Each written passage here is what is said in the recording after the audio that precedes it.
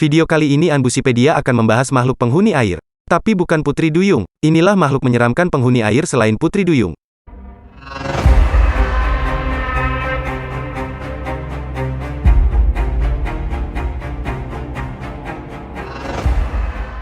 Caboclo Deawa adalah makhluk mitologi dalam tradisi kepercayaan rakyat Brasil yang diyakini sebagai roh air yang tinggal di wilayah perairan, termasuk sungai, danau, dan sumber air lainnya.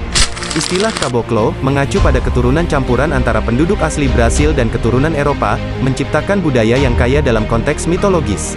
Caboclo Deawa digambarkan sebagai sosok makhluk yang menyerupai manusia yang hidup di dalam air. Mereka diyakini memiliki kemampuan untuk berkomunikasi dengan roh air lainnya dan ia juga bisa mengendalikan air, cuaca, gelombang, atau arus sungai. Dalam mitologi Brasil, Caboclo Deawa dianggap sebagai penjaga dan pelindung perairan. Masyarakat percaya bahwa mereka harus dihormati dan dijaga dengan baik, karena mereka dianggap memiliki kekuatan besar dan dapat memberikan berkah atau hukuman tergantung pada perlakuan manusia terhadap alam, khususnya air. Berbagai kisah rakyat menciptakan narasi tentang interaksi manusia dengan Caboclo Deawa. Beberapa cerita menceritakan mereka sebagai makhluk yang memberi petunjuk bagi mereka yang menghormati air dan lingkungan.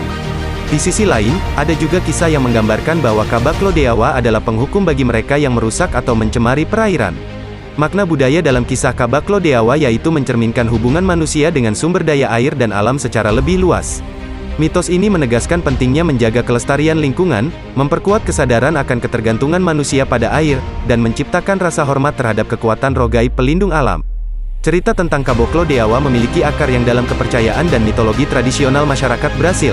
Perkembangan sejarahnya tidak terdokumentasi secara resmi, tetapi berawal dari warisan lisan dan tradisi rakyat yang berkembang seiring waktu.